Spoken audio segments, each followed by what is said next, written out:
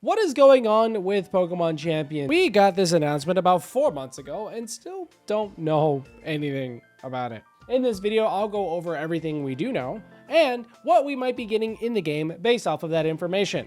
So let's get into it. If you guys haven't already, consider subscribing. And if you are a subscriber, I just unlocked memberships. So it'd be great if you guys would like to support the channel and become a member. Thank you.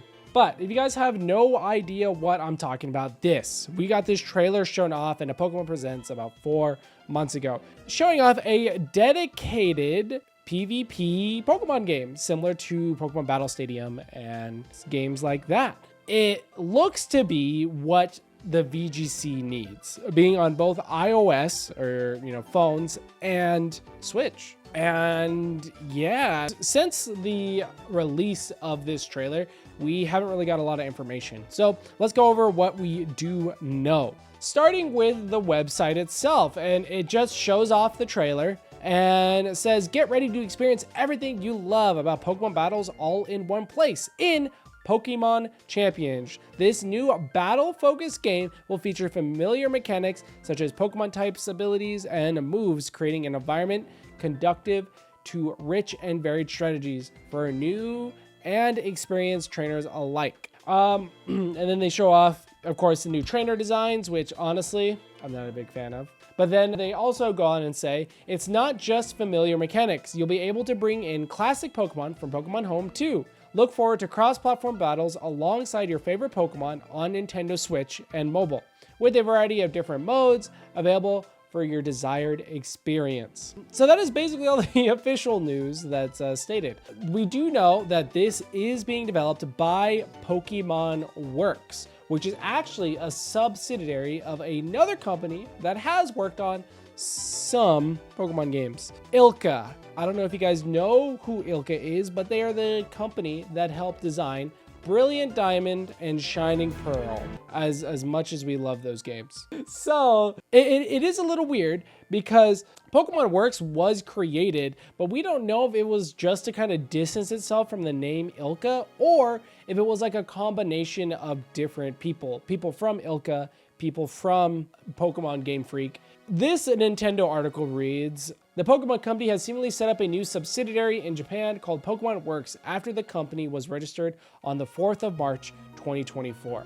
And then we didn't know the exact purpose of it before, but it seems to be just to focus on Pokemon Champions. But it appears, though, the location, the same building as Ilka, the development company behind Pokemon Home and Pokemon Brilliant Diamond Shining Pearl. This building also has numerous dealings with Bandai Namco, so the location could be coincidental at this point.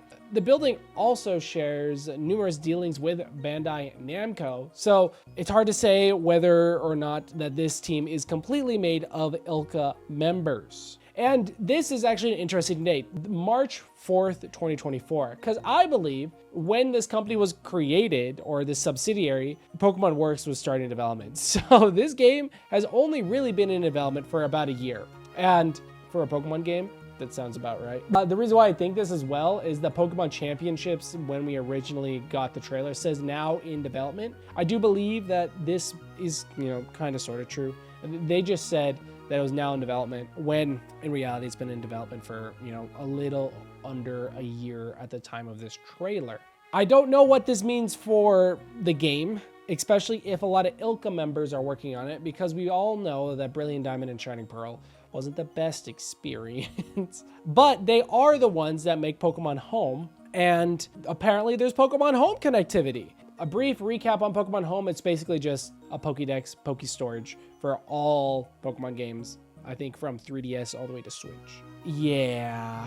And I think with the release of Pokemon Legends ZA, we are now able to officially get all Pokemon on the Switch. So it should be a lot easier to fill the Pokemon Home decks. But apparently we're able to transfer Pokemon from Pokemon Home into Pokemon Championship, which raises a lot of questions. How is this game really gonna work? Are we going to... We all know it isn't really gonna be like Pokemon Showdown, which is basically Pokemon Championships, but you're able to create Pokemon out of thin air. I think Nintendo and Pokemon want the idea of a Pokemon on your system to be a living creature, so you can't just poof one into existence. And the Pokemon Home connectivity is very odd to me, because once you transfer a Pokemon to Championship, is it just unable to be used in any other game? I guess that kind of makes sense, and I might be just saying some random stuff, but it is confirmed that Pokemon Championships will not have all the Pokemon at launch,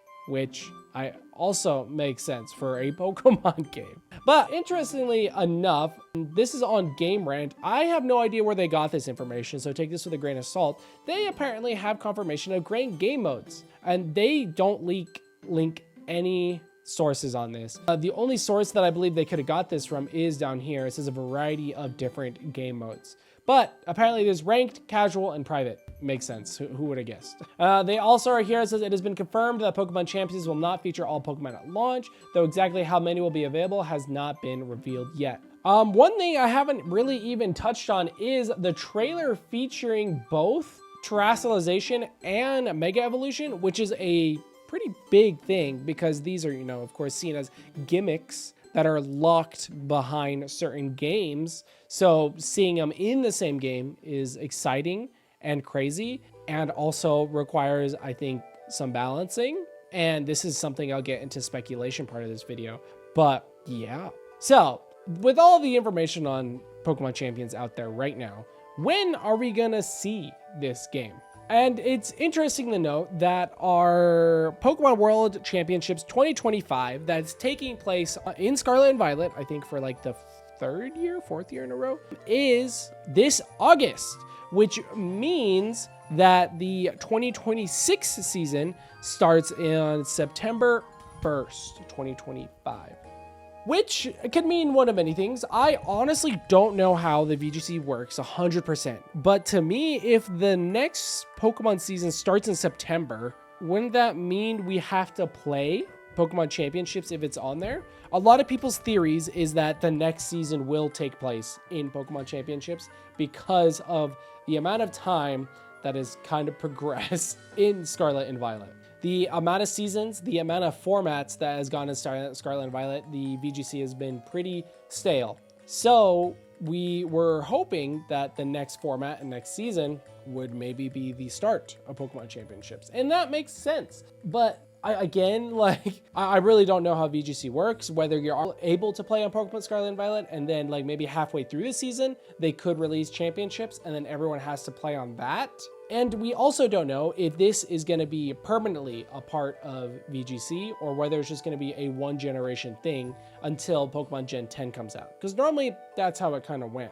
Personally, I think this is going to be permanent. I keep saying championship. Pokemon Champions is actually pretty big for VGC, especially if balance patches can be put out pretty regularly. And one thing also to note is we don't really know what the price is for this game. On both the Nintendo Switch listing for this game, listed as to be determined. But if it's on iOS devices, or not even iOS, phone devices, it seems like a free game. Though we haven't had any confirmation of it, I could definitely see it being a free-to-play title that has live service elements, especially if they made a subsidiary, Pokemon Works, specifically for this game. And this also lends toward constant patches and upkeep. Let me, for example, show you a similar thing that happened with Pokemon Pocket. Pokemon Card D Studio is a Pokemon subsidiary to manage Pokemon TCG Pocket. And it would assume, or one can assume, that they would do the same after the success of Pokemon Pocket. If, Pokemon Pocket made a subsidiary just to manage that game, it would make sense for them to make another subsidiary just to manage another big aspect of Pokemon. Because when you think of Pokemon, I think you think of three things. But, the trading cards, the anime, and the video games. And the competitive aspect of the video game is a core part of Pokemon because they are treating the Pokemon World Championships as the one big event any Pokemon fan should go to. Yes, you could see the events or you could see the tournaments and everything, but I feel like people can just go there now just for Pokemon. And if this pops off, I could definitely see VGC growing a ton. And it's interesting because I feel like this has massive esports potential. especially on the phone as well. I don't think I mentioned how crazy that is. But of course, being on the Switch is pretty powerful because the getting your product into like the hundreds of millions of Switches out there. But on the phone is also crazy as well. I think tournaments will mainly be ran on the Switch because of bigger and higher processing power, as well as a uniformity when it comes to tech. But getting able to play anywhere you want to on your phone is also. So to recap my thoughts when it comes to the VGC and the release date, I have a feeling we are actually going to be seeing this game sometime this year around September or even a little before that. I wouldn't be surprised if we see, I'm not going to say a shadow drop on August 15th or August 17th, but we do normally get announcements for VGC related stuff during Pokemon Championships. They'd show off a bunch of normally VGC oriented things in the Pokemon games. Like in Scarlet and Violet, we got a bunch of Pokemon showed off that had a bunch of interesting abilities and different battle items. And that was basically like, yes, we got to see new Pokemon, but it was mainly focused more toward the competitive side of things. So when it comes to August 15th and August 17th, or through August 17th, when we get, or during VGC, I wouldn't be surprised if we got a shadow drop for Pokemon Championships, because it would, cause that hype. I honestly think during this next Pokemon Presents at the end of this month, we probably won't get a lot of information on it. We will get information, just not a release date. And then when it comes to Pokemon Championships, we will maybe even get a shadow drop. Another alternate reality I could see is them saying that check out more information during the World Championships on August 15th. And then that's when they could either shadow drop it or announce a release date. Or I have a feeling this game is going to be free to play and have a battle pass system. Wouldn't be surprised if like Pokeball throwout effects are tied to a battle pass, because if this is a free to play game, they need to make money. I could totally see them. There's many ways they could be making money from this, because in Pokemon Showdown, for example, you could just max out your EVs, max out your IVs that you want to. And I have a feeling you're not able to do that in this game unless you pay some sort of currency that then could cost money. But those are just theories. But I think that's really about it. Let me know if I did a good job kind of recapping everything and speculating, and if you think we're going to be seeing Pokemon Championships this year. Anyways, I'm Crafty Type 1. Subscribe if you haven't already, and I will see you guys tomorrow. Goodbye.